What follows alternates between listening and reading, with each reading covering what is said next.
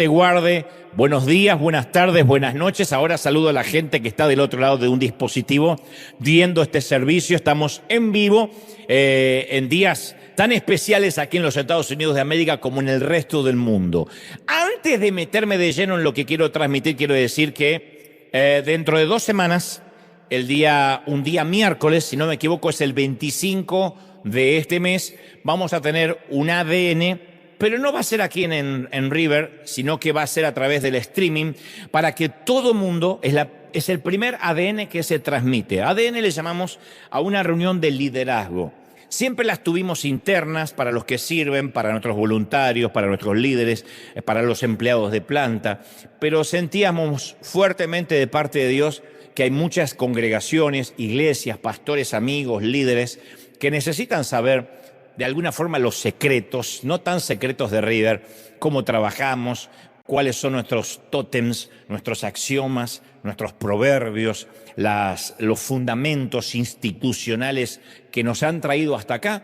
Así que los vamos a compartir, voy a darte el horario, presumo que va a ser en California no más de 4 de la tarde, de igual modo queda grabado, así que el que está trabajando o estudiando lo puede ver más tarde, porque va a quedar colgado en la red como pasa con nuestros mensajes, pero va a ser 3 o 4 de la tarde para que por la diferencia horaria no salga muy tarde en el resto de América Latina, en Europa, en Asia, de manera que va a ser un día de ADN de 1 hora y media o 2, para que puedan ver en sus hogares, en sus casas, y creo que va a ser más que nunca un liderazgo explícito de cosas que no se pueden decir un domingo. Digo no se pueden decir no porque estén prohibidas, sino porque hay gente que no le interesa mucho el funcionamiento interno, cómo valoramos el carácter, qué criterio tenemos para los que trabajan con nosotros, qué hace que alguien sea voluntario y qué no, qué nos califica y qué no, qué es lo que nos ha traído hasta aquí, que son axiomas maravillosos, algunos los de siempre y otros nuevos que fuimos aprendiendo con el correr de los años y que me parece que es lindo dejarlos en una cápsula de tiempo, dejarlos allí grabados para que el resto del mundo siempre pueda acudir, nutrirse, va a ser una clase magistral de liderazgo abierto para todo. Pero no es que vamos a enseñar al mundo cómo liderar, vamos a contar cómo lideramos nosotros, qué nos resultó, por qué minimizamos la congregación a partir de la pandemia, ¿por qué no hay otras actividades durante la semana? Porque hay una razón.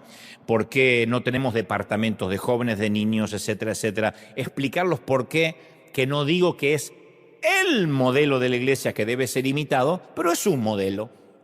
Así como hay otras congregaciones con otros modelos que están basados más en la adoración, otros en la enseñanza, otros en la educación de los niños. Nosotros tenemos un objetivo claro que vamos a compartir en este ADN dentro de 2 semanas. Sé que falta mucho, pero quería anunciarlo con anticipación para que, ya sea en vivo o más tarde, en lugar de encender Netflix cuando lleguen a casa, o Prime, o Disney, o lo que sea que vean, la doctora Polo, que pongan la tarde, la noche de ADN, que va a ser maravillosa, y después podemos entretenernos un rato. Dicho esto, también quiero agradecer a todos los que hoy están aquí, a los que son fieles. Vivimos tiempos difíciles, hablaré de esto en un momento, porque muchos me decían, Dante, no te estás pronunciando con lo que está pasando en el país donde ahora estás, que es Estados Unidos de América, y sí nos vamos a pronunciar porque obviamente siempre la iglesia tiene una postura respecto a todo. Postura, no necesariamente somos antagónicos o estamos a favor del gobierno de turno. No obstante, uno tiene que saber cuáles son las convicciones que nos sostiene, en qué creemos. En momentos hablaré de eso, pero quiero agradecer especialmente a todos los que hoy sí están presentes. Gracias por vuestra fidelidad. Gracias por estar ahí. Me contaban recién que hay congregaciones amigas que realmente tienen la cosa compleja en Downey, en el centro de Los Ángeles, en el downtown, puesto que ahí hay manifestaciones. Entonces, literalmente hay congregaciones y templos que no pueden abrir o tienen temor de hacerlo. Así que es un agradecimiento doble hoy que en el Día del Padre, en un día festivo, en tantas partes del mundo y con días tan álgidos hayan decidido darle la primicia al Señor. Es decir, el domingo va a empezar como siempre ha empezado en mi vida. Te lo quiero agradecer. independientemente del estatus migratorio de cada quien, porque yo sé, me consta, porque hay alguien que debe estar especulando, bueno, el que está ahí es porque no tiene problemas. No, confiamos en el Señor siempre, en momentos de pandemia, en momentos de epidemia, en momentos de redadas migratorias, en momentos de guerra, en momentos de paz. Dios sigue estando en el trono y eso es lo que nos bendice siempre, ¿sí? Muy bien. ¿Estamos listos, sí o no? Muy bien. Y este mensaje va dirigido especial y puntualmente a aquellos que durante estos días, estos últimos meses, o por qué no durante este año han tenido ganas de rendirse, de entregarse, de bajar los brazos. Es probable que haya gente aquí y en casa que ahora mismo se esté preguntando, ¿cómo me puede estar pasando esto a mí? ¿O cómo puede estar pasando esto a mi familia? En cualquiera de los órdenes de las tragedias, los infortunios.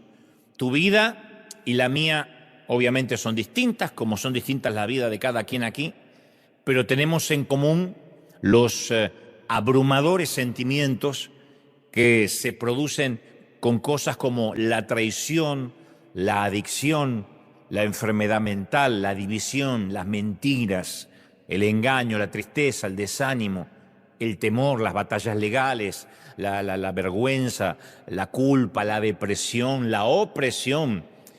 En apenas esta semana nos levantamos con la noticia, lo decía recién antes de conectarnos al streaming, de un nuevo conflicto en Medio Oriente. Todos sabemos que Israel es el reloj de Dios y de alguna forma determina y marca el pulso del resto del planeta. No es un tema menor, aunque esté ocurriendo lejos en términos geográficos.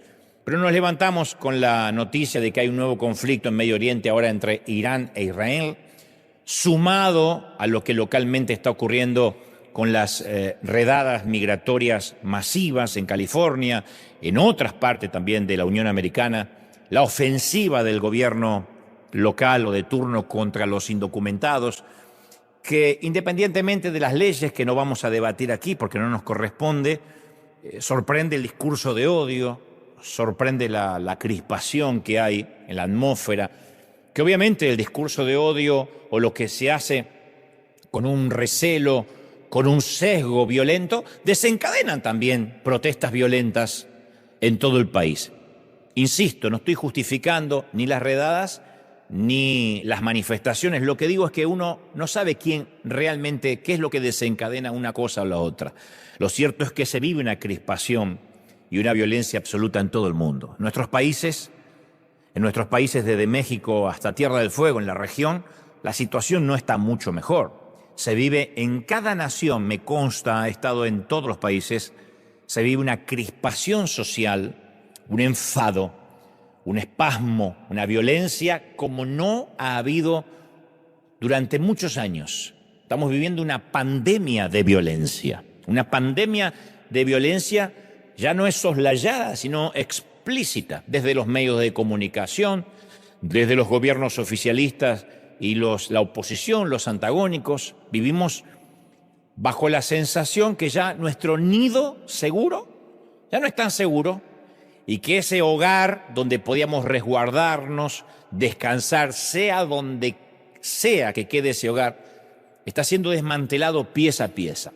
Y como dije, durante la pandemia, cuando promediaba el inicio del 2020, en ocasiones Dios permite que nuestro nido se estropee, Dios lo permite, para enseñarnos a volar. Yo estoy convencido de que Dios y el enemigo no es un Barça-Real Madrid donde a veces gana uno y a veces gana el otro. Cada vez que el enemigo hace algo es con un permiso soberano de Dios. Y muchos durante tiempo hemos plegado nuestras alas y hemos desarrollado el síndrome de la anidación, que es la tendencia hacia la inmovilidad, a quedarnos cómodos. Pero la vida nos va enseñando que aquello que a veces no puede lograr, el confort, la seguridad de un nido, se logra cuando el nido es agitado. Si uno ve la historia de la humanidad, vamos a ver que cada determinada temporada el nido vuelve a agitarse. Con guerras, con pandemias, con rumores de guerra, es como que con terremotos, con eventos climáticos, tsunamis. De tanto en tanto el nido es agitado para producir especialmente un despertar dentro de la iglesia. Muchas congregaciones se empiezan a convertir en iglesias nido, donde lo que más se aprecia es la comodidad, la empoderación, la seguridad, jugar a la guerra espiritual, pero siempre jugar. Decretar, proclamar, Dios me va a dar el auto, tomé la casa por fe, declaro que seré sano. Y hacemos esos congresos donde jugamos a la guerra espiritual, pero en realidad no afectamos a nadie, ni a nada. Pero no podemos en estos momentos difíciles quedarnos callados y quedarnos otra vez en el nido decretando, confesando, estas cosas no van a pasar, se van a acabar. Estas cosas tienen que suceder. Voy a decirte lo que no quieres escuchar, pero estas cosas tienen que suceder. Estaría haciendo una falacia a la palabra si dijera estas cosas se fueron de control, se ve que Dios se distrajo esta semana, o estaría mirando el Mundial de Clubes y por eso se perdió lo que está pasando. No, el apóstol Pablo dijo, toda la creación gime con dolores de parto. ¿Es necesario que les pregunte aquí a las mujeres que han parido si es doloroso el parir? Si realmente es necesario que les pregunten, los varones no tenemos idea, creemos que es como un resfrío, pero las mujeres saben. Pudo haber dicho Pablo, la creación gime como un hombre con migraña. La creación gime como un dolor de muela, él dijo como dolores de parto. Por una redención que todavía no llegó, por una salvación total que aún no llegó. Ahora, nosotros siempre hablamos de que queremos dar a luz esa redención. Pero cuando empiezan los dolores de parto queremos retrasar el nacimiento o queremos que Dios ponga una epidural. Decimos, no quiero el dolor. Job 29, 18, el profeta añade, yo pensaba que iba a morirme en mi nido. Job lo dice, yo pensaba que iba a morirme con los míos, rodeado de mis seres queridos, pero Dios dijo, no, yo no te bendije para que mueras en el nido. Te voy a llevar a una altura a la que no todas las aves pueden volar. Yo te voy a remover el sitio cómodo, Job, para que llegues a una altura que nunca soñaste. Entonces la batalla espiritual y sin cuartel que se está librando, mis amigos, mis queridos, es real. No es un juego, no es declaraciones proféticas, no es declaro tal palabra, es una batalla real. Y lamento decirte que lo que estamos viviendo en todo el planeta es apenas una pequeña parte de un ataque que se avecina mucho mayor. Las cosas no van a mejorar. Quizás esto termine, esta temporada que vivimos especialmente en los Estados Unidos pase, porque va a pasar, porque cualquier primer mandatario con 2 dedos de frente se va a dar cuenta de la pérdida económica, de lo que significa a veces dejarse llevar hormonalmente por una decisión. Así que las cosas van a pasar, pero vendrán otras. Y no quiero que alguna vez me digan, Dante, no me dijiste que se iba a poner peor. Se va a poner peor y yo sé que no vas a decir amén. Y el campo de batalla no está solo en los cielos, en los lugares celestes, también se está librando una fuerte batalla en nuestras mentes. Hay una fuerte batalla en nuestras mentes con el avance acelerado de la tecnología, con la afluencia de noticias que tenemos en nuestro celular. Ya no hace falta ni estar frente a un televisor ni comprar el periódico. Con que uno empiece a buscar redadas, el algoritmo dice a hay que hablarle de todo eso. Y te van a aparecer de todo, de todo. Se han decretado nuevas órdenes en el ámbito espiritual para pervertir, para corromper. Pervertir significa desviar del uso natural. Para corromper y pervertir las mentes de nuestros hijos, las mentes de nuestras familias. Y por fortuna Dios nos dejó una guía de supervivencia, porque Él nunca nos dejaría solo. Como decía el domingo pasado, lo que decidamos, lo que hagamos en tiempos de guerra son decisiones pretomadas en tiempos de paz. Son los tiempos de paz cuando tomamos decisiones, cuando ponemos en claro nuestras convicciones, para que en los tiempos de guerra no dudemos. Dios ya nos preparó para estos días belicosos, lóbregos, trémulos, agitados, álgidos. Parafraseando la descripción que hace Pablo en los últimos días en 2 de Timoteo 3:2, él dijo, las personas vivirán solo para sí mismas. Habrá una pandemia de egoísmo, dijo el apóstol. Alardearán, dijo el apóstol, serán arrogantes, Las personas serán orgullosas, altaneras. Los hijos serán desobedientes a los padres. Serán personas sin santidad, sin temor de Dios, sin agradecimiento, sin amor y sin perdón. ¿Qué duda cabe que estamos viviendo la generación sin? Sin temor de Dios, sin agradecimiento, sin perdón. Esta es la generación que vivimos. No es una generación apocalíptica que va a llegar más allá. Esta es la generación sin temor de Dios, sin una generación que no conoce al Dios de sus padres. Pero lo bueno de todo esto es que de alguna forma, como decíamos hoy, todo sigue estando bajo el control de Dios. Él sigue estando en el trono, Él no se movió del trono, ¿estamos de acuerdo? No se ha movido.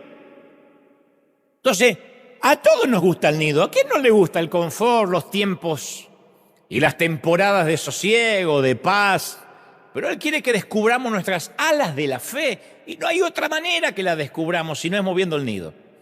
Él quiere que experimentemos el gozo de volar a una altura de fe, en una altura espiritual que antes no vivíamos o que no llegamos a vivir hasta este momento. Antes de la pandemia del 2020, muchos estábamos cómodos, muchos. Yo era uno de ellos, cómodo, haciendo iglesia, jugando a la iglesia. Cuando digo jugando no lo digo en términos peyorativos, digo, hagamos un congreso de tanto en tanto, fijémonos las necesidades de la congregación, qué están pidiendo. Y hay unas hermanas que piden reunión de damas, hagamos una reunión, total tenemos el edificio. ¿Y qué piden los jóvenes? Y reunirse, pero los más jovencitos no se quieren reunir con los más viejos, así que hagamos de adolescente y hagamos adolescente más viejo y adolescente peludo y adolescente sin pelo y hagamos solteros, pero que los solteros de 20 y tantos no se junte con los solteros de 40, porque estos piensan que son solterones y los solterones no se quieren juntar con ellos. Estamos como toda iglesia. Cuando uno se empieza a involucrar en los negocios internos de una congregación, nunca se nos hubiese ocurrido alimentar al mundo. No estaba, y ayudar a África, y África está lejos.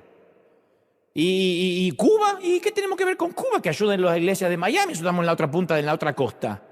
Y México, y bueno, gracias a Dios, muchos ya pasaron para acá. Y Argentina, y ya me fui. Usted dirá, pero qué egoísta. Y bueno, es que el ambiente nos va llevando, el entorno, la perspectiva va cambiando. Hizo falta una pandemia. Algunos pensaron que la pandemia fue una pausa y después siguieron la vida como antes. No entendieron que fue un 9/11, que cambió la manera de ver la vida, que la vida ya no es más como antes del 2020, antes del COVID. Y así como el 9/11 cambió nuestra manera de viajar en avión, la pandemia cambió nuestra manera de ver la iglesia, entre otras cosas. Las empresas cambiaron.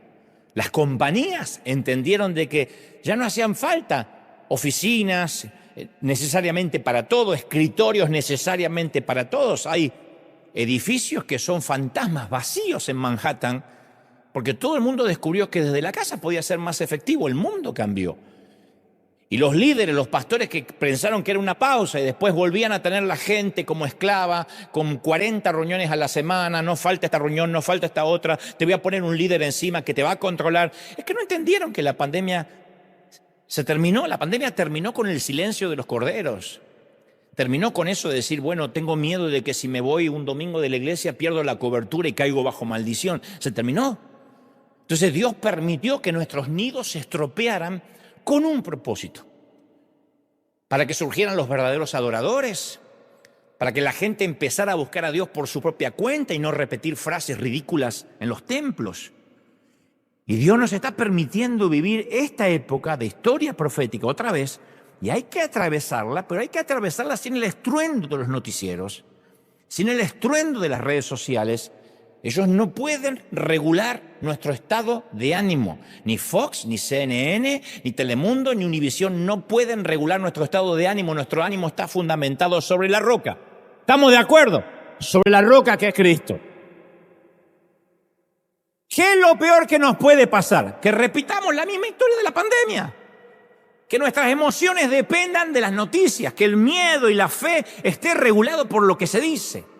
Porque en estos días difíciles, insisto, es cuando se ve si estamos fundamentados en arena movediza o sobre la roca firme. Ha pasado siempre. En la historia de las naciones se han desatado guerras literales. donde la iglesia ha tenido que sostenerse sobre la fe que se predicó en tiempos de paz. Hace unos días un periodista me preguntaba qué tiempos yo creía que estábamos viviendo a nivel global, ¿no? ¿Qué diagnóstico hacía de lo que nos pasaba? Yo no tengo el complejo mesiánico de decir yo tengo la verdad, pero le dije algo que leí que me pareció interesante. Le dije, yo estoy convencido que ya hemos cruzado como humanidad el Rubicón. En la antigua Roma el Rubicón era un pequeño canal ubicado en el norte de Italia que marcaba la frontera de la propia Roma. Que un general cruzara esa frontera con su ejército significaba un acto de hostilidad, de hecho una guerra civil. De ahí se acuñó la frase militar cruzar el Rubicón, que es una frase que significa tomar una decisión irreversible, un punto de no retorno, un punto decisivo. El Rubicón es un pequeño río, un canal, que si se lo cruzaba en los tiempos de Roma era guerra. Se originó este evento histórico en donde Julio César cruzó el Rubicón con sus tropas, dando inicio a una guerra civil contra un tal Pompeyo en la antigua Roma. Y el mundo ya ha cruzado esa línea de no retorno. Pareciera como que evolucionó el mundo. Si uno mira, hace una mirada no finita, sino rápida, uno dice, pero no, hemos evolucionado como sociedad. No evolucionamos, involucionamos. Escuchamos mucho acerca de la cultura de la cancelación, que antes no existía. La cultura de la cancelación es un fenómeno social donde cualquier individuo puede ser excluido, se le hace un boicot por acciones, por opiniones consideradas ofensivas a cierto colectivo e inaceptables para la comunidad. Y uno dice, bueno, evolucionamos porque ahora ya no se puede discriminar abiertamente. Pero en el fondo, lo que esconde esa cultura de la cancelación es un cambio de valores, donde a lo bueno se le llama malo y a lo malo se le llama bueno. Y mucho antes que la cultura de la cancelación engullera al mundo, se metió dentro de las paredes de la iglesia.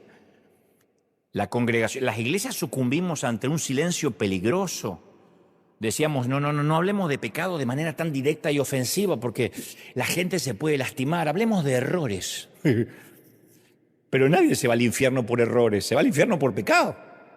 Pero decíamos, no mencionemos el pecado, tampoco hablemos mucho de arrepentimiento, porque eso a la gente psicológicamente no le hace bien. Tampoco conviene mencionar ciertos temas sensibles que están en la Biblia y son condenados.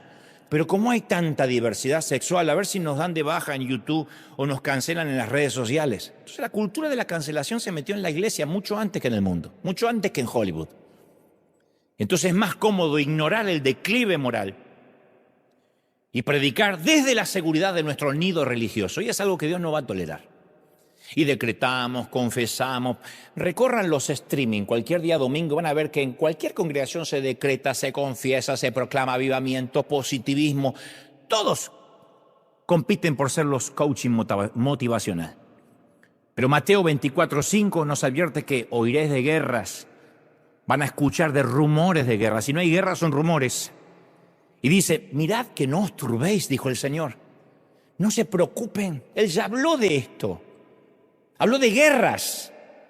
Una cosa son redadas en el caso de Estados Unidos, otra cosa que te exploten bombas porque te las tira Rusia o China o quien sea. Y dice el Señor, es necesario que esto acontezca, pero aún no es el fin. Lo cual significa que esto no va a pasar después del fin, va a pasar antes del fin. Y se levantará nación contra nación y reino contra reino. Y habrá pestes, hambre y terremotos en diferentes lugares. Pero todo esto es el principio de dolores. Claro, uno lee esto y dice, wow, esto mejor que no lo digo el domingo porque el domingo que viene no viene nadie. Porque es un mal reporte. Sin duda es un mal reporte. Pero después el Señor añade, y entonces será predicado este evangelio del reino en todo el mundo, porque la gente lo va a necesitar. El evangelio será predicado. El único momento y durante meses que las iglesias se repletaron de personas fue después del atentado del 9/11. La gente volvió corriendo, inclusive a las sinagogas, a las mezquitas, a las basílicas católicas. La necesidad, cuando el nido se mueve, cuando vemos lo indefenso que somos por una guerra, por una pandemia, por un ataque, Entonces sí se produce un reporte maravilloso, hay que volver a Dios. Ojalá Dios no tuviera que tratarnos como hijos del rigor y entendiéramos, pero solemos buscar la comodidad del nido. Ergo, yo no quiero sonar como alguien que insensible, poco empático, que no entiende las necesidades de cada persona. Yo entiendo, y entiendo el miedo también. Yo conozco personas que se han gastado hasta el último centavo de optimismo en su lucha contra el cáncer. Porque las demás batallas son colectivas y uno encuentra personas que están viviendo lo que nosotros. El cáncer es una batalla casi solitaria, donde uno con otros extraños tiene que someterse a quimio, diálisis en el caso de problemas en los riñones.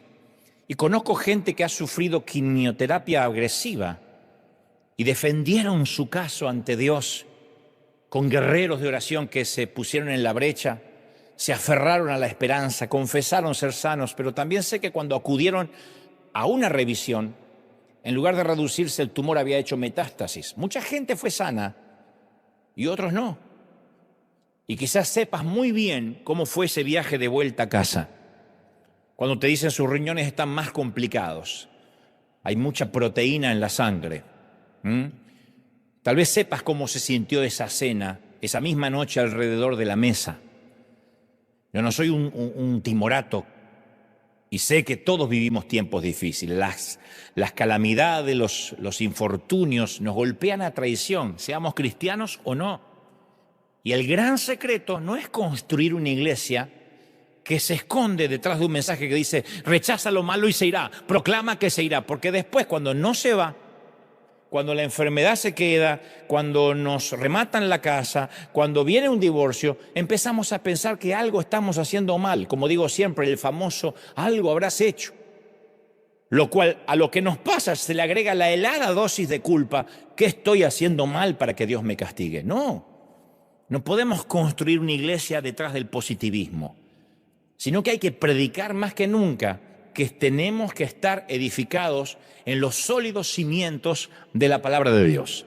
¿La cosa se va a poner fea? Sí, pero benditos los que estamos fundamentados sobre la roca que es Cristo, que estamos fundamentados en Él, ¿sí? Entonces, como cuando las crisis llegan a nuestra vida como si fuera una flota de excavadoras lista para demoler nuestras vidas, en lugar de aferrarnos al nido, a lo que tenemos, el nido puede tipificar nuestra cuenta bancaria, nuestra casita, los papeles que estamos tramitando, no sé, la seguridad que creemos que nos va a permitir ser feliz.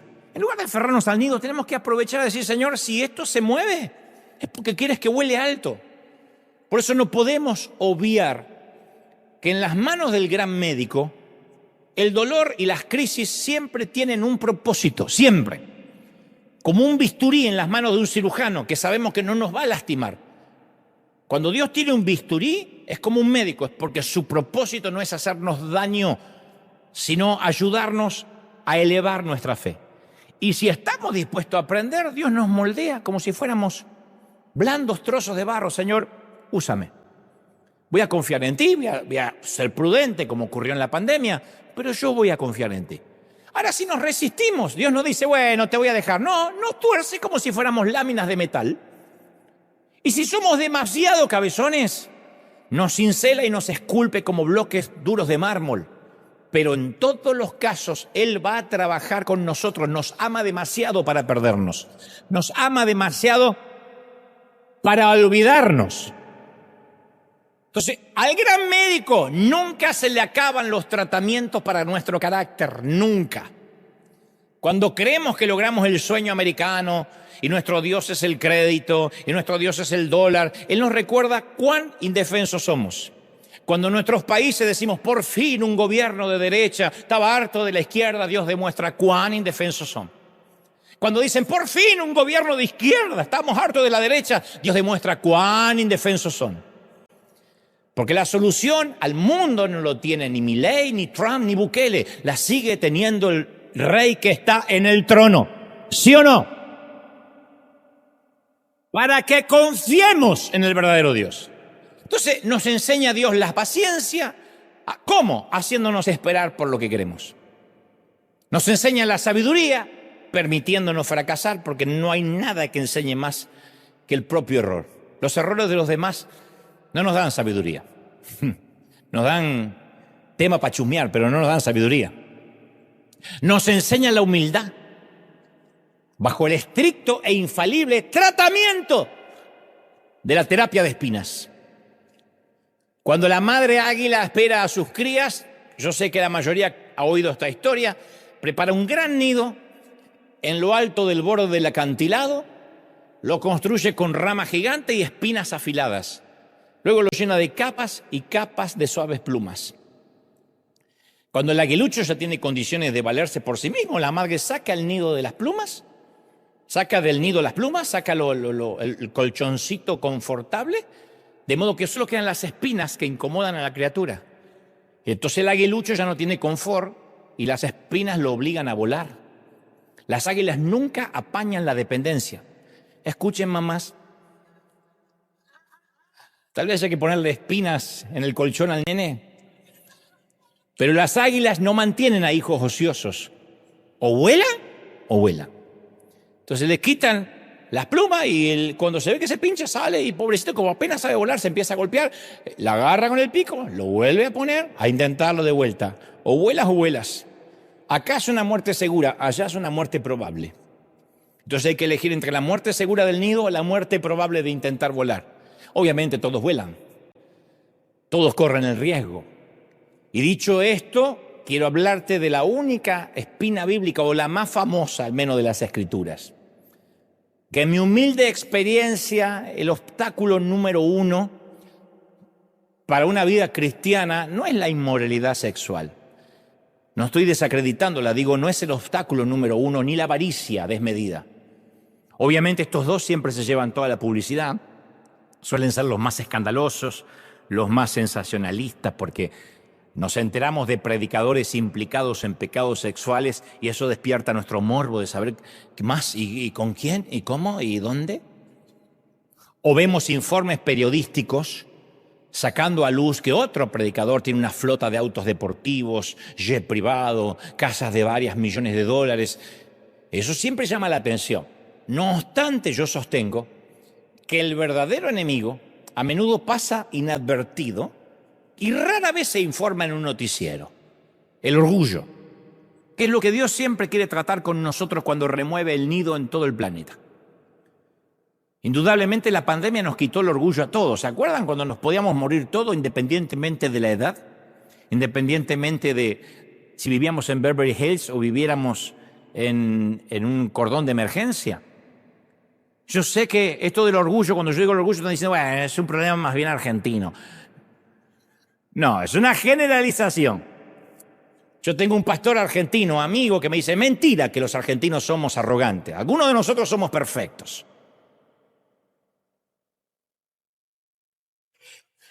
Pero esta enfermedad del orgullo termina convirtiéndose en una condición que desfigura nuestro carácter. No nos damos cuenta. Aquellos que tienen su mundo interior en desorden se confunden mucho acerca de su propia identidad. Y hay gente que no puede separar el papel que realiza de la persona que es en realidad. Y ojo que el orgullo no es patrimonio de los ricos, ¿eh? He visto mucha gente pobre, muy orgullosa, y gente con mucho dinero muy sencilla. Pero hay gente que no logra hacer la dicotomía de quién muestra públicamente y de quién es en la intimidad. A mí me ha tocado en los últimos años por el programa de televisión que tengo entrevistar a famosos que algunos son patéticos porque se creyeron su propio personaje. No hay peor cosa que ver a un famoso que se cree famoso. Porque está aquel que trabaja y, bueno, la fama es inherente a lo que hace. Pero hay otros que trabajan de famoso. Que llega y me dice, hola gente, ¿cómo te ves? Qué bueno. Pero ¿viste mis músculos? Me puse nalgas. Tipos. Oh, un tipo que te dice, me puse nalgas, ¿qué le vas a decir? ¡Qué lindas! ¿Qué se le dice? Se comieron el personaje. Porque sus identidades están ligadas a lo que hacen. Entonces ojo que muchos nos enfrentamos a la tentación de empezar a creernos nuestros propios estados de Instagram. Está bien que Instagram está lleno de filtros, el problema es creer que uno va por la vida con esos filtros. Cuando pasa eso, nuestra personalidad gradualmente empieza a infectarse con una fantasía mesiánica, cuando olvidamos quiénes somos y no ordenamos nuestro mundo interior, distorsionamos nuestra verdadera identidad.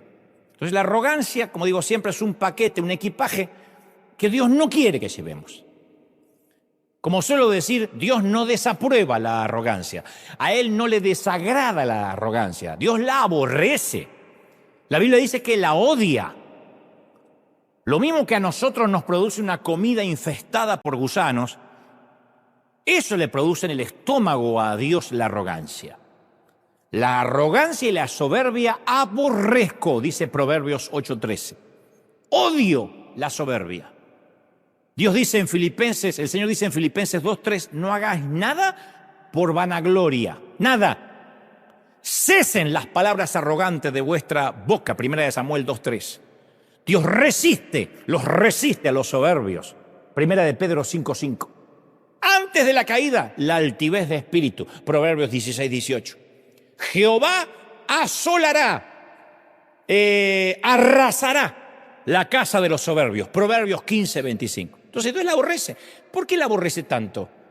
Porque no hicimos nada que justifique nuestra arrogancia. Es como el mosquito que se pone en la oreja del elefante que está cruzando el puente y cuando llega al otro lado dice el mosquito, lo cruzamos, ¿eh? Es lo mismo. ¿Qué lo cruzamos si ibas en la oreja del elefante? ¿Por qué Dios la aborrece? Porque no se le da premios al lienzo que el pintor usa. Nunca hay un Pulitzer para la tinta y el papel que usó el periodista. No hay diplomas para el escarpelo que usa el cirujano. O sea, nunca los instrumentos reciben el crédito por lo que hacen. Nosotros no somos los merecedores del aplauso. Y no es porque Dios tiene un problema de ego, nosotros lo tenemos. Porque no nos conformamos con un poco de adulación, siempre queremos tragarlo todo. Por eso hay tanta gente adicta a los likes, a los me gusta. Y se saca 350 fotos hasta que pone una y espera a ver qué le digan y no alcanza con un like. El elogio y los aplausos nos van atrofiando el cerebro. Entonces es ahí cuando Dios aplica la terapia de la espina. Es el tratamiento preferido de Dios para bajarnos los humos, la terapia de la espina. Y ahora yo estoy consciente que voy a tocar algunas vacas sagradas y va a molestar la teología de alguien. Acá no, pues ya están todos acostumbrados, acá me conocen, pero allá. Cada vez que uno piensa en Pablo el apóstol, nuestro inconsciente colectivo nos lleva a verlo como alguien angelado, diáfano, con una aureola brillante flotando sobre su cabeza. Sin embargo, sus propias palabras, las de Pablo, muestran otra cara. Cuando uno va a ver la biografía del apóstol, uno ve a las claras que alguna vez fue un hombre orgulloso, iracundo, colérico, agresivo, muy furibundo, explotaba. Y para que Dios pudiera usar a Pablo tenía que tratar con esas lacras arraigadas en el profundo de su carácter. Porque uno piensa que uno se convierte al Señor y se transforma en una carmelita descalza. No. Nuestro temperamento continúa. Seguimos habiendo nacido en el mismo lugar donde nacimos y criamos como nos criamos. Después todo es sometido a los pies de Cristo. Pero no es que Dios apaga nuestro cerebro y apaga nuestro temperamento. De hecho, Pablo escribe a los filipenses en la carta del capítulo 3 y el versículo 4 y dice: si alguien pudiera confiar en sus propios esfuerzos, sería yo, dice Pablo. En un contexto donde él dice, yo también tengo credenciales para mostrar. Dicho y dice, si otros tienen buenas razones para confiar en sus propios esfuerzos, no te imaginas las que yo tenga. Y le sale el argentino de adentro a Pablo. Dice, fui circuncidado cuando tenía 8 días de vida. Soy un ciudadano de Israel, de pura cepa y miembro de la tribu de Benjamín. Un verdadero hebreo como no habrá ningún otro. Fui miembro de los fariseos, dice Pablo, quienes exigen la obediencia absoluta, estricta a la ley judía. Y era tan fanático que perseguía con crueldad a los cristianos. Y en cuanto a la justicia, ni te cuento, yo obedecía la ley al pie de la letra. Y aparte de todo esto, que Pablo lo dice, tenía una educación y un gran acervo cultural. En Hechos 22:3 dice Pablo, yo soy judío nacido en Tarso, criado y educado aquí en Jerusalén bajo el maestro Gamaliel, que era equivalente a decir, estudié en Harvard. Y como estudiante de él fui cuidadosamente entrenado en nuestras leyes y costumbres judías. Y llegué a tener gran celo por honrar a Dios en todo lo que hacía, tal como ustedes hoy. O sea, que si había alguien para que sea presumido, ese era Pablo. Inteligente, educado, sagaz, genio, gran celo religioso. O sea, tenía todos los patógenos para parecer un caso terminal de orgullo el tipo. Era para meter un chaleco de fuerza y decirle con los argentinos, vaya. Es muy posible que sus compañeros consideraran a Pablo como un tipo brillante, perspicaz, muy agudo, irónico, instruido, versado. Esos tipos con los cuales es muy difícil debatir algo, porque siempre van a encontrar una razón para tener razón. Sin embargo, Pablo tenía muchas luchas en su mundo privado y no las oculta. En la segunda carta a los Corintios 12, Pablo menciona que tuvo una experiencia espiritual tan intensa y tan excepcional que ni siquiera se le permite describirla en detalle, ¿no? Dice él en un momento, no hay palabras en el diccionario, en la letra, en el griego ni en el latín que pueda graficar, articular lo que viví. Y él dice más o menos así, dice, hace 14 años, no se pierdan esto, fui llevado hasta el tercer cielo, al paraíso, y oí cosas y vi cosas tan increíbles que no pueden expresarse con palabras. No hay vocabulario en nuestro lenguaje que pueda expresar lo que vi. Cosas que ningún humano se le permite contar. Entonces, el hombre no está seguro si fue arrebatado corporalmente, si tuvo una especie de viaje extracorpóreo al reino espiritual. Lo que sabe es que fue invitado a conocer el cielo. Fue invitado a conocer el trono de Dios. No sé si vinieron unos ángeles y dijeron, vamos para arriba. ¿A dónde? Más arriba. Y lo subieron. ¿Sabes qué es lo que me llama la atención? Es que por lo que sabemos es la primera vez que lo cuenta después de 14 años de la experiencia. ¿Te imaginas a un apóstol moderno que viaja al cielo ahora? No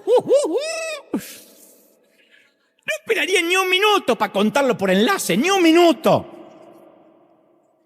¿Te imaginas? No hablemos de los demás. Si uno de nosotros viviera algo así, yo no te digo conocer el cielo. Si viéramos el dedo meñique de un ángel. Primero, escribimos un libro con lujo de detalles. Segundo, nos hacemos una gira internacional contando la experiencia. Yo vi el dedo de Miguel. No de Luis Miguel, de Miguel. Tercero, le vendemos los derechos a Netflix. ¡Ya! Hace una semana leía que hay gente que publicaba que una nube de gloria se había metido dentro del edificio y ya llegó la nube, ahora faltan los creyentes, pero literalmente, no, después vinieron los creyentes, pero literalmente veía toda una neblina dentro de la iglesia. Yo estuve tentado a hacer humo con choripanes, aunque sea acá.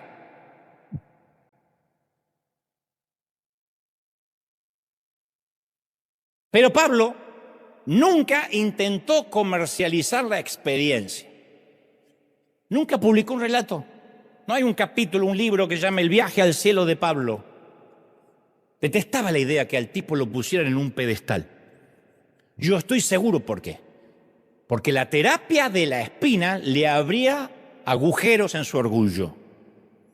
Justo luego que él menciona su viaje al paraíso, ese encuentro cercano del tercer tipo, del cuarto tipo, Pablo nos cuenta sobre el método que Dios utilizó para evitar que se pavoneara como un fanfarrón petulante y ostentoso. Entonces, en lugar de jactarse de su viaje estelar, optó por jactarse de su debilidad, provocada por Dios mismo, que lo llevó a los cielos, pero ahora le baja los humos. Pablo dice, para impedir que yo me volviera orgulloso. Hay que tener valor para esto, porque yo digo, ¿quién es orgulloso acá? Nadie. Ay, no. Nadie. Pablo dice, para impedir que yo me volviera orgulloso, se me dio una espina en la carne, un mensajero de Satanás. Mirá que hay que reconocer que uno tiene pegado un mensajero de Satanás. Porque nos gusta decir, yo tengo el Espíritu Santo, los ángeles me cubren, pero decir un mensajero de Satanás, que decir, viajo con mi suegra a todas partes, una cosa así. ¿No? Perdón no quiero ofender a Satanás. Pero bueno. No. Me fue dado un mensajero de Satanás para atormentarme. No se pierdan estas palabras, para atormentarme. Dios permite que algo me atormente. ¿Qué diríamos hoy? Eso no es de Dios. No permita que nada lo atormente. Y él dijo, tengo un mensajero que me atormenta. Permitido por Dios, porque si no me volvería un petulante. Eso impide que yo me vuelva orgulloso. No sé por qué no hemos predicado más de esto cuando hay tanta revelación ahí. Detestamos que algo malo nos pase, porque inmediatamente pensamos, bueno, si Satanás me está pegando es porque algo malo hice y por eso Dios me desprotegió. Y cuando Dios lo permite... Yo hace poco, esto del orgullo que nos cuesta reconocer, yo hace poco le mandé un audio a Marcos Witt, que por cierto va a venir al próximo servicio, al segundo, no es que viene a predicar a este próximo servicio, sino que viene porque viene con familia.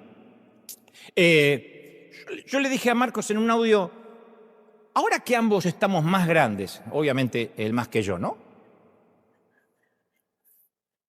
Yo me puse a pensar, ¿por qué de jóvenes no fuimos grandes amigos? Porque nos encontramos, desde hace 35 años para atrás, nos encontramos en distintas partes del mundo, coincidimos un montón de veces, nunca fuimos amigos.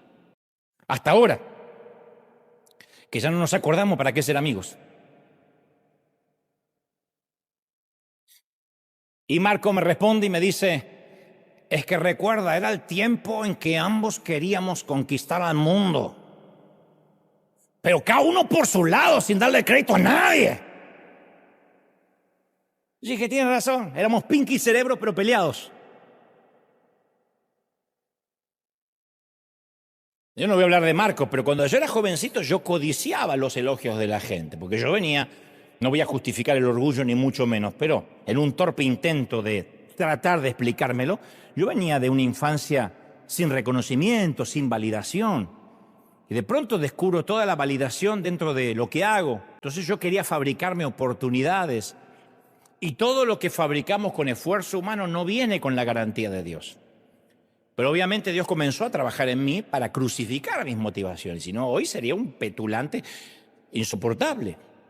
Y las crucificó a esas motivaciones de la única manera que puede hacerse una crucifixión. Una crucifixión al ego y al orgullo, con espinas, con clavos. Y en más de una ocasión yo pasé mucha vergüenza. Yo siempre agradezco a Dios el invento de YouTube y de los celulares mucho tiempo después que yo había empezado. Porque no hay registros.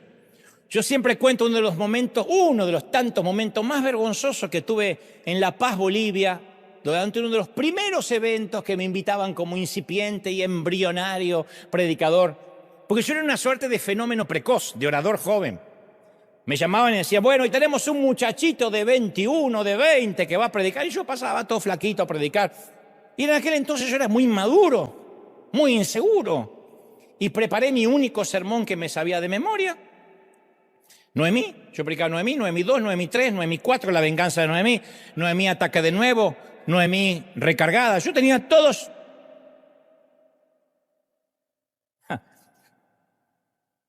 Noemí, destino final. Yo les iba poniendo subtítulos para el mismo mensaje. Y en medio del mensaje, me acuerdo, hago así, cosa que uno tiene que evitar siempre, pero me golpeo la boca contra el micrófono y veo que un diente mío de acá sale dispara, pero veo una cosa blanca que...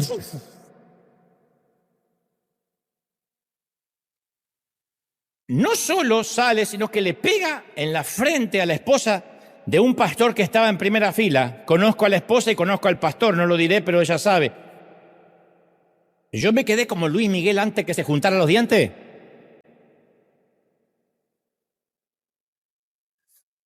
Y como no todos lo habían visto, decidí disimular el infortunio pegándome así el micrófono a los Julio Iglesias. ¡Oye! Pues tanto correr por la vida sin frenos. Pero se puso peor. porque me salía un chiflido extraño que no podía controlar. Y decía,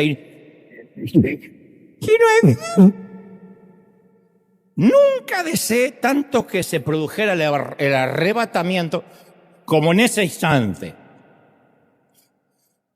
Bueno, la cosa es que mi ego y mi dignidad esa noche se fueron a Argentina y yo me quedé solo predicando en Bolivia. Y por si fuera poco, la víctima en cuestión, que tenía una marca del diente en la frente, al terminar el servicio me devolvió el diente envuelto en un pañuelo y dijo, creo que es tuyo. ¡Qué feo! Yo no la miré a la cara, le dije, gracias, con el mismo chiflido que había predicado, me lo metí en el bolsillo y luego oré que jamás volviera a ver ni a esta mujer, que Dios la dejara amnésica,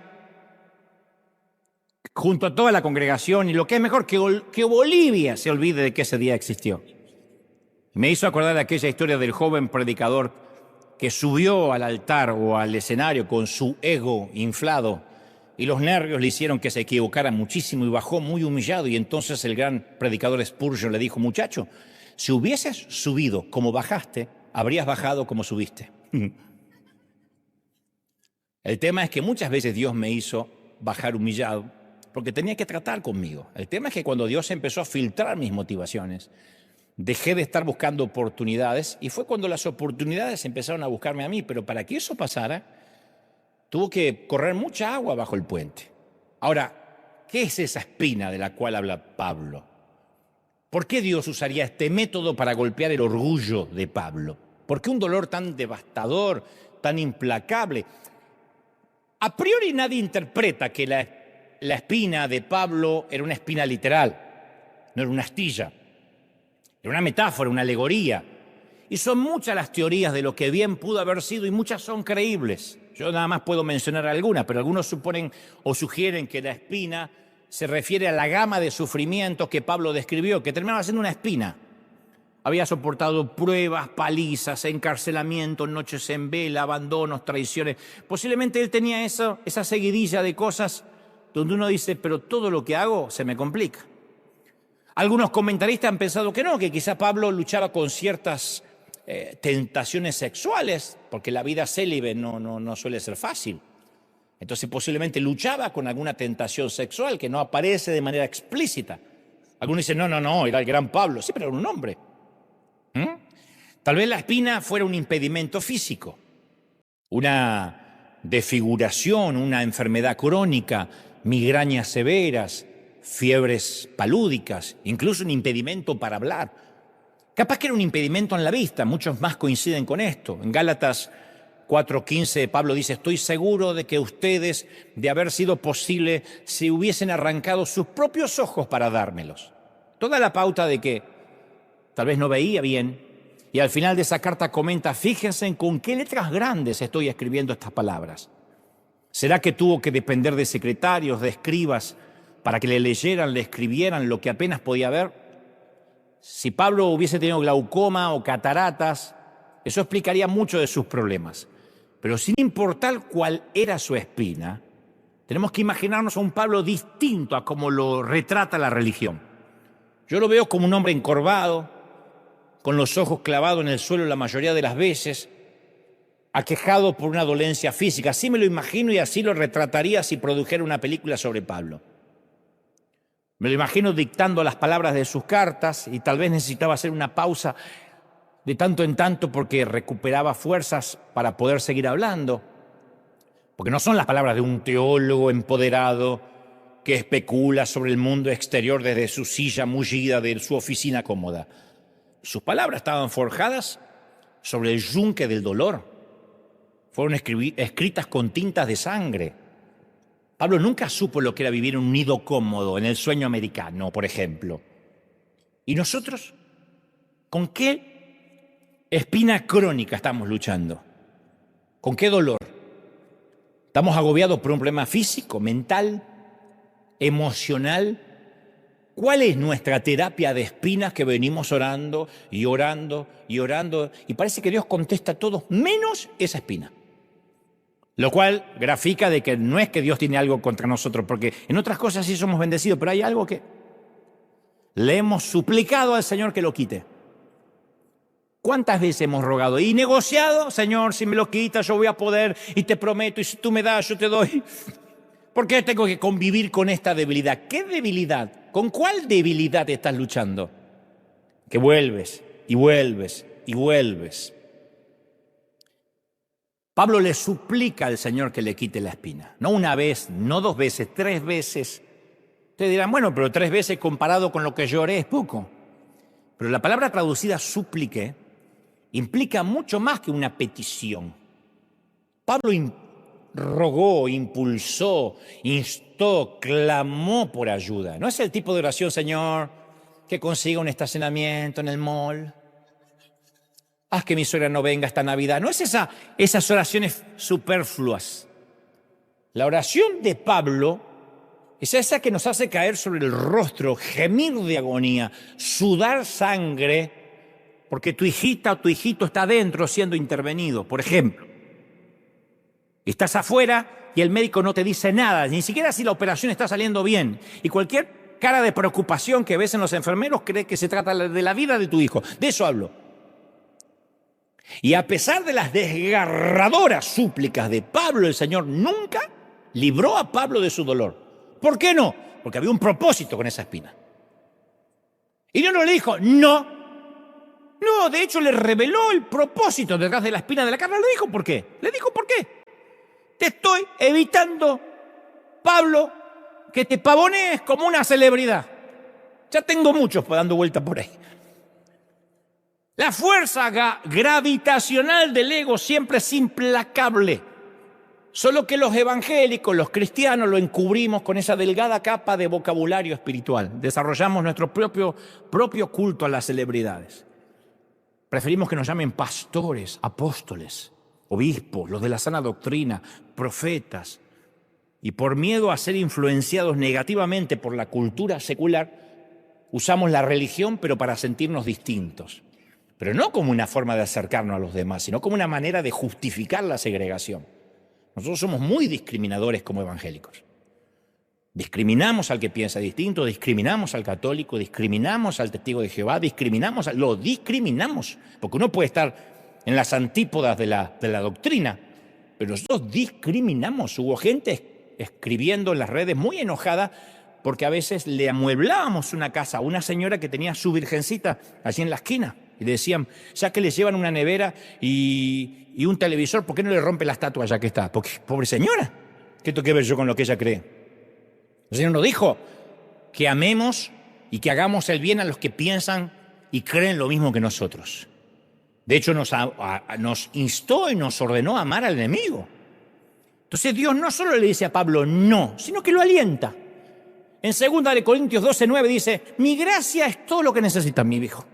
La gracia te basta. Mi poder actúa mejor sobre tu espina, sobre tu debilidad. Yo te voy a bendecir mejor con esa espina que si no la tuvieras.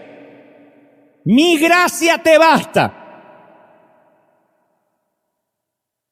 Y viendo los acontecimientos actuales, yo no tengo motivos para pensar que Dios dejó de utilizar la terapia de espina para tratar con la enfermedad del orgullo. El orgullo de los gringos, el orgullo de los hispanos, el orgullo de los mexicanos, de los argentinos, de los colombianos, de los salvadoreños. Todos en un momento nos pavoneamos. Es más, mi experiencia personal refuerza la convicción de que la terapia de espinas es algo que Dios sigue usando. Las espinas que Dios permite en nuestra vida nos dan una lección de humildad, porque uno no se la puede creer nunca.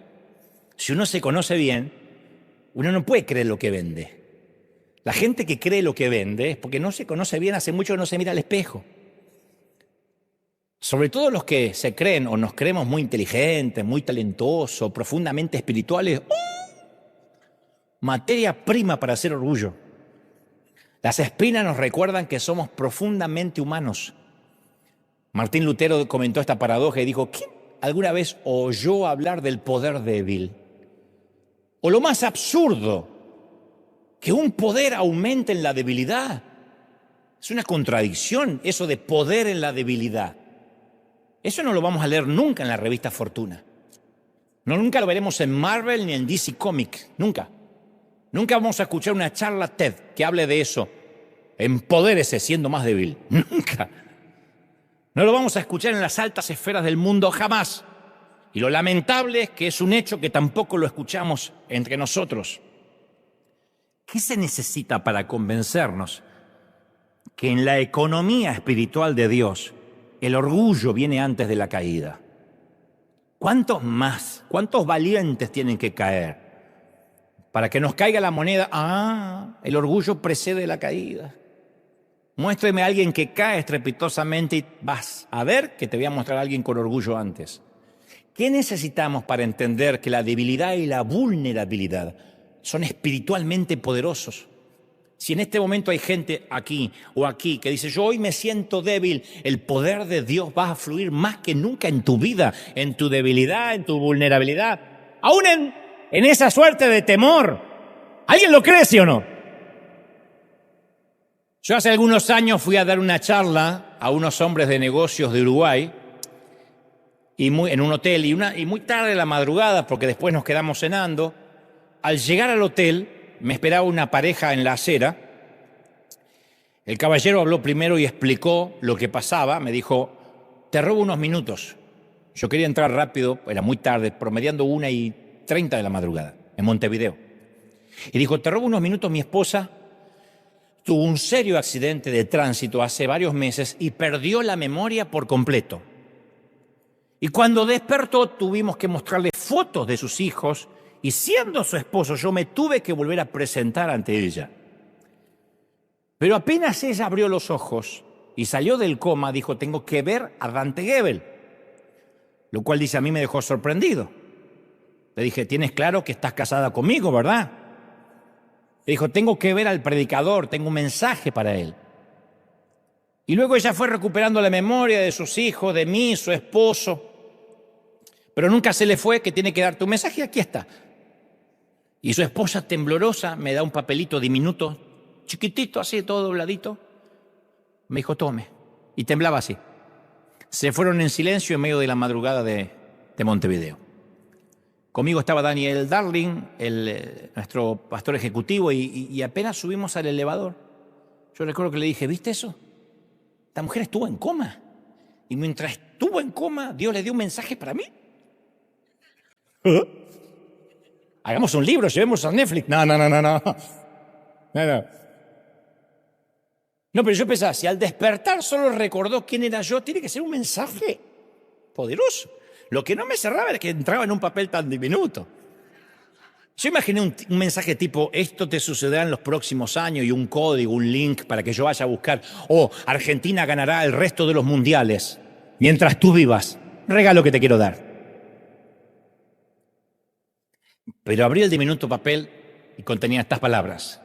Dante, que te baste con mi gracia, mi poder siempre se perfeccionará en tu debilidad.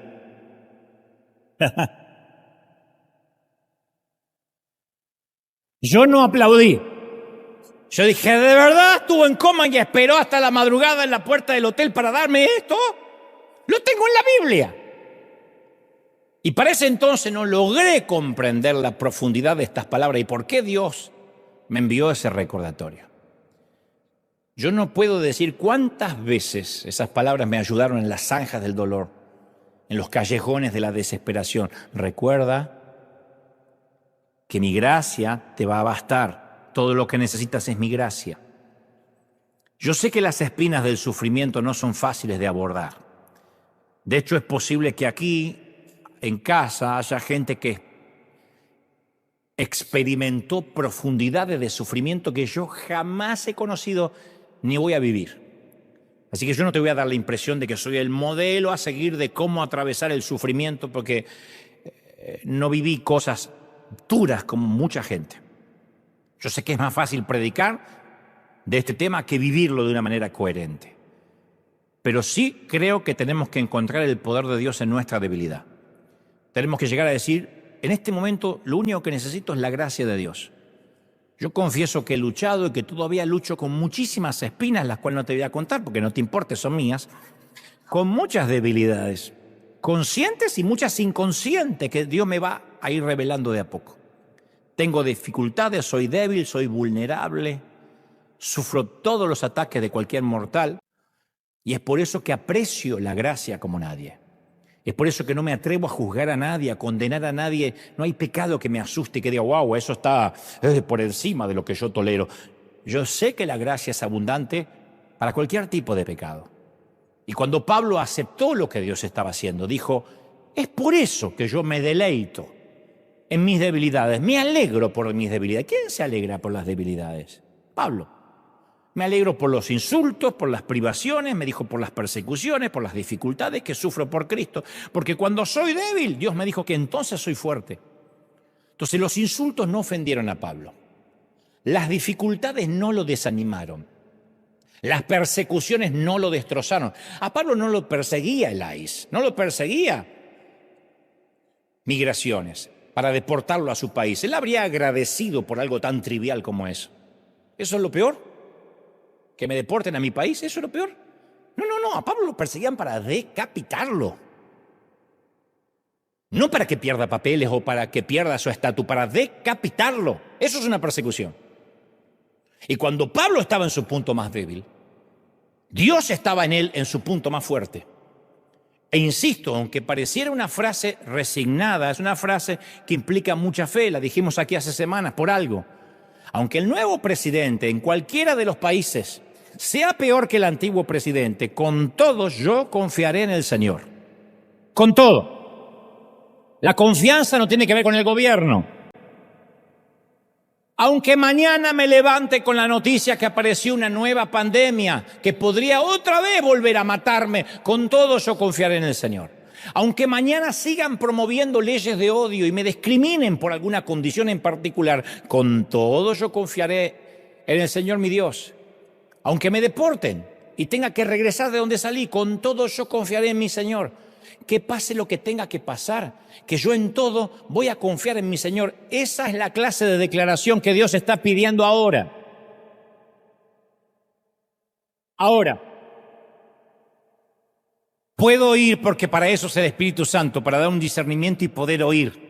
Yo puedo oír lo que algunos están diciendo. Claro, no te pones del lado de los hermanos latinoamericanos, seguramente porque tú tienes papeles, no te importa. No, yo lo que digo es que no importa, yo me puedo morir. Yo estoy viajando a Argentina todas las semanas, por ahí no me dejan entrar, qué sé yo. No es lo que quiero, pero con todo, yo me regocijaré en el Señor, porque entiendo que nada va a pasar sin que Dios lo permita. Hago mi mejor esfuerzo. Pero yo he entendido que si voy a rendir un examen y lo rindo bien, y sin embargo me dicen no sirve, atrás. Eso es Dios, pues yo hice lo mejor. Pero también puedo rendirlo mal, y si Dios quiere, dice, adelante, pasó. He vivido eso cientos de veces. Cuando uno entiende realmente lo que es la soberanía de Dios, esto no significa, bueno, entonces no hago nada, total Dios se ocupa. No, uno hace su mejor esfuerzo. Toma las medidas preventivas, todo lo que tiene que tomar, pero después, en el fondo, tiene que confiar en Dios. Si no, ¿en qué creemos? Es un chiste esto. Es un mal chiste. ¿En qué creemos si cuando las cosas se ponen feas, como el Señor dijo que se van a poner y van a empeorar, inmediatamente dudamos de la cobertura de Dios? O Dios nos trajo y nos sostiene, o Dios no nos trajo y no nos sostiene. Y si Dios no nos trajo, es una falacia permanecer donde Dios no nos trajo. Y si Dios nos trajo, no hay nada. No hay nadie que te pueda mover. Es Dios que nos sostiene. Uno tiene que caer en la moneda de eso. Es Dios quien nos sostiene, es Dios quien nos trae. Entonces puede que ahora estemos sintiendo una terapia de espinas de parte del Padre. Y la espina que parece que ahora nos está lastimando, en realidad nos está sanando. Puede parecer que está haciéndonos daño, pero no es así, no es un corte, es una poda. La poda siempre trae nuevos brotes. Agradecemos a Dios por la pandemia. Sé que esto va a herir susceptibilidades, pero hubiésemos muerto como una iglesia más. Nunca hubiésemos mirado hacia afuera. No hubiésemos nunca enviado en 5 años 47 millones de dólares a la gente necesitada. ¿Sabré qué habríamos hecho? Ya habríamos comprado otro edificio, tendríamos un lugar para campamentos, seguro. Porque ahí íbamos. Tendríamos un super edificio de escuela dominical tipo Disneyland y todos los padres felices porque se sacan los críos 2 horas.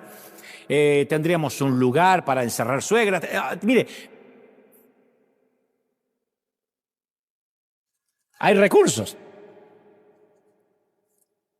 Pero Dios nos sacudió el nido y dijo, necesito que alguien se ponga en la brecha, que alguien piense en los necesitados, en mis pequeñitos. Por eso hoy nuestros misioneros están ahora en África empezando un nuevo proyecto y nos damos cuenta que hay miles de proyectos para empezar.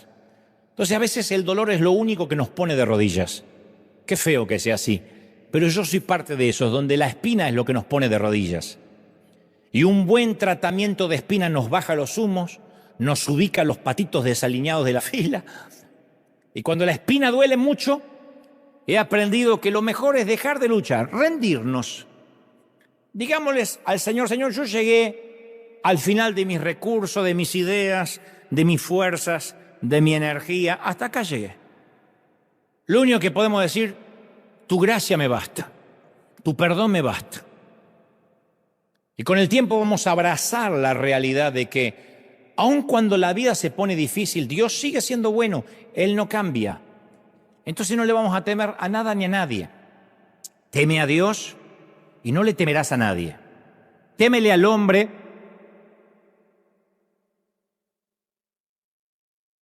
No tengas temor de Dios y le temerás a todo lo demás. El acto más subversivo que ahora podemos realizar como iglesia, el movimiento más político que ahora podemos aportar, no es organizar una protesta, ni enunciarse en las redes sociales, porque parece que los valientes hablan en las redes sociales. Di algo en las redes sociales, como si eso fuera a cambiar algo, como si algún gobierno se preocupara por las redes sociales. El mandamiento más subversivo que podemos hacer ahora, obedecer, es: en esto conocerán que sois mis discípulos, que os améis unos a los otros. Si el gobierno no ayuda a los pobres, la iglesia va a seguir ofreciendo alimentos y ayuda. Y esto para todos los países, ¿eh? Si el gobierno oprime, la iglesia debe sostener a los oprimidos. Si el gobierno exige venganza, la iglesia debe dispensar gracia y no culpa. Si el gobierno se divide en grietas, la iglesia debe manifestar unidad. Si el gobierno destruye a sus enemigos, la iglesia debe amar a los enemigos. Tenemos que ser una colonia del cielo en un imperio hostil.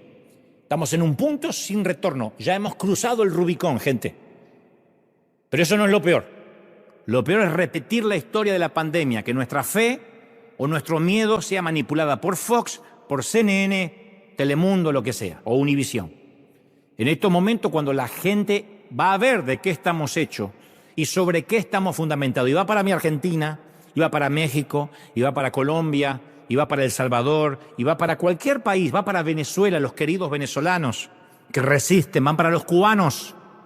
¿Cómo me gustaría que todos pudiéramos ir a Cuba un rato y contagiarnos de esa fe que tienen los cubanos, que a veces viven arroz y frijoles? Pues no pierdo la esperanza que Dios está con nosotros, porque Dios nos ha sostenido hasta acá. Y están felices. Gloria a Dios por la terapia de espinas, por removernos el nido, porque nos da la oportunidad única de volar alto. Y cuando uno ve que las filas, hablo de los Estados Unidos de América, las filas hispanas aflojan, la gente deja de venir por un Super Bowl, porque hoy es el Día de las Madres y se van a comer carnitas, porque hoy me tocó el cumpleaños, porque hoy es mi aniversario de bodas, y el hilo más delgado siempre es la iglesia, uno ya empieza a oler, se viene una removida de nido. Porque la pandemia nos hizo desesperar a todos por congregarnos, por volvernos a ver. Y después Dios tiene que volver a removernos el nido, porque somos adictos a la comodidad, adictos a que lo tengo a Dios como el genio de la lámpara, y si lo necesito, ahí está, tengo 911 y Dios en la agenda. Si lo necesito, lo llamo. Por eso es tiempo de agradecer por las espinas, agradecer porque estamos perteneciendo al mundo en caos, lo cual no nos deja exentos, y esto nos va a hacer alcanzar alas de la fe. Escuadrón, llegó el tiempo en que volamos o volamos.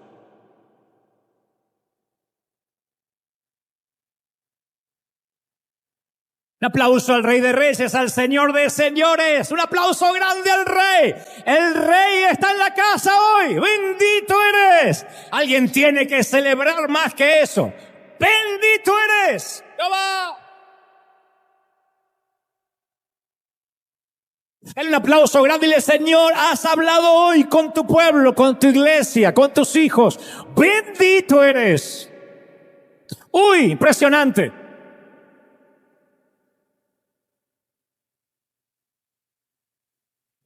Más, más, más, más, más, más de tu gloria, más, más. Llevándolo a eso. Te exaltamos, Dios. ¿Pueden sentirlo? El Rey está en la casa. Si pueden levantar conmigo las manos al cielo, los que están por primera vez aquí o en casa y están recibiendo a Cristo en su corazón, solo digan: Señor, entra en mi vida, perdona mis pecados, tu gracia me basta. Y quiero orar, que todos oremos juntos. No sé cuál sea la espina. Puede que sea una situación, una enfermedad, una persona, un grupo de gente, un entorno, no lo sé. Pero ¿qué tal si dejamos de clamar porque Dios quite la espina y agradecemos? Porque quizá eso sea lo que nos conduce a Él. Levanta tus manos y dile: Señor, gracias. Porque esta temporada, que es la más dura o fue la más dura, me ha acercado más a ti. Gracias, Señor, porque puedo entender que tu poder se perfecciona en mi debilidad. Y ahora, hasta tanto Dios te dé tu propia palabra profética, te voy a prestar la mía.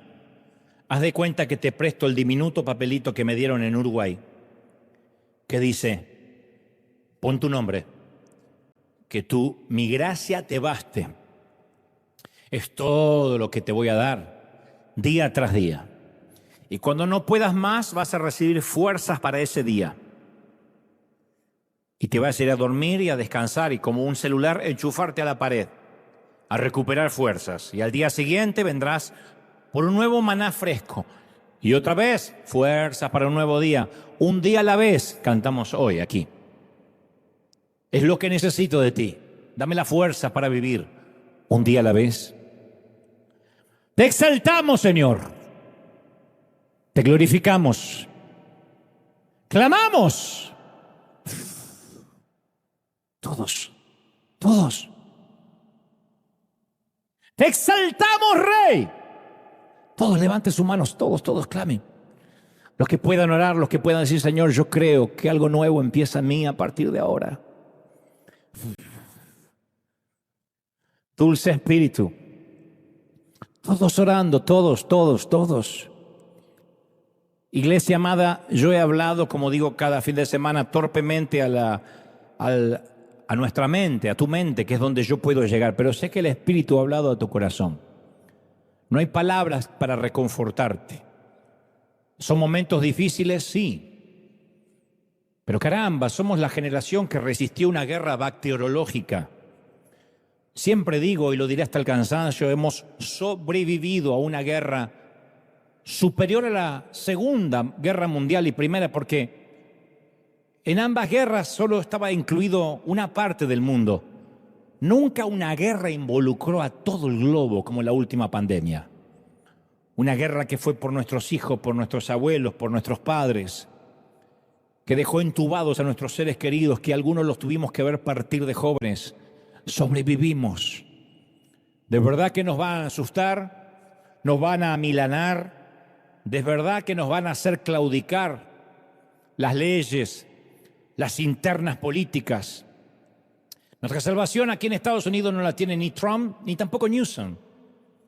No la tienen los demócratas ni los republicanos, como en Argentina no la tienen ni los kirchneristas, ni los libertarios, ni los peronistas, ni los radicales que resisten. La solución siempre la ha tenido aquel que no se ha movido del trono.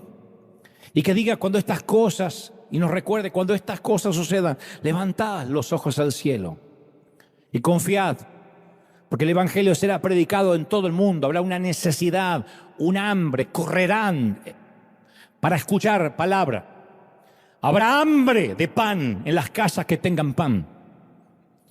Dejarán de seguir a agoreros, a magos, a timadores de la fe y comenzarán a buscar palabra de Dios. Recorrerán las esquinas del mundo buscando palabra, buscando alimento. Benditos los que provean alimento, no solo para el cuerpo, sino para el espíritu. Seamos los graneros del mundo esta vez a nivel espiritual. Sostengamos, seamos la resistencia, pasados en la roca. Y vivamos lo que todos, porque los vientos soplan para todos, las tormentas son iguales para todos. Pero se verá quién está fundamentado sobre arena y quién sobre roca. Y aquellos que han fundamentado su vida en tiempos de paz sobre arena, no es tarde. Si no, Dios no se tomaría el trabajo de hablarnos. Es tiempo de decir, Señor, cambia mis fundamentos. Ahora, now, ahora.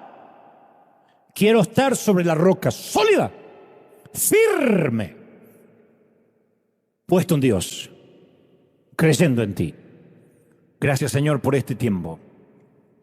Gracias por tu presencia.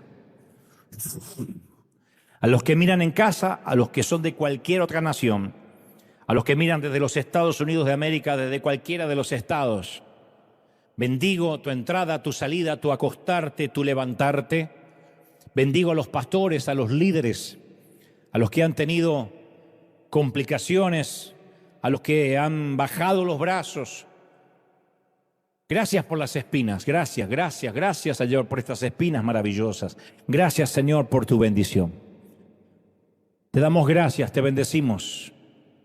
Quiero despedir a la gente del otro lado, que Dios las bendiga, a los que están en casa. Nosotros nos quedamos aquí con una pequeña cosita profética que haremos, local. Pero allí en casa, que Dios te bendiga, que Dios te guarde. Todo está bien, el Rey sigue estando en el trono. Eso es una buena noticia.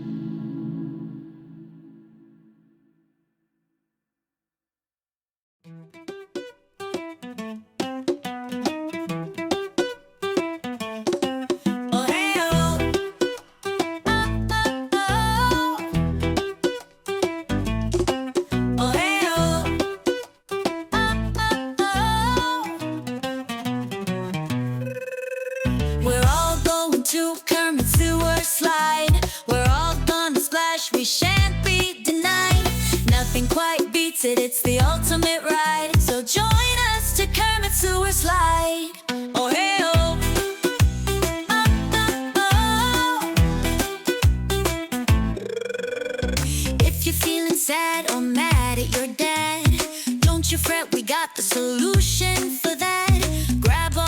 friends and take a ride with us.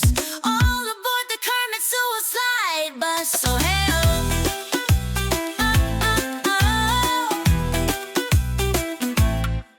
oh hey oh.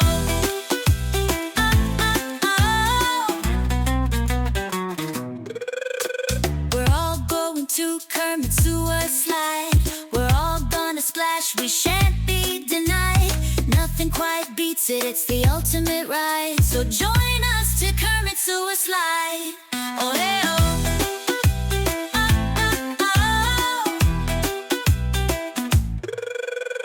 Go ahead, give all your stuff away. You won't need it anymore anyway. Because once you've taken the suicide route, never again will you cry, will you pout. Oh, hey, oh.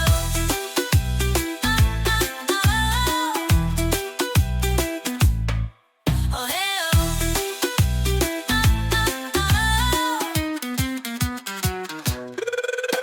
We're all going to Kermit Suicide. We're all gonna splash, we shan't be denied. Nothing quite beats it, it's the ultimate ride. So join us to Kermit Suicide. Oh hey oh. Kermit Suicide, just say yes. Kermit Suicide, no regrets. Kermit Suicide, it's out of sight. Kermit Suicide, is that a question? Heck yeah's the answer. We're all going to Kermit Suicide. We're all gonna splash, we shan't be denied. Nothing quite beats it, it's the ultimate ride. So join us to Kermit Suicide.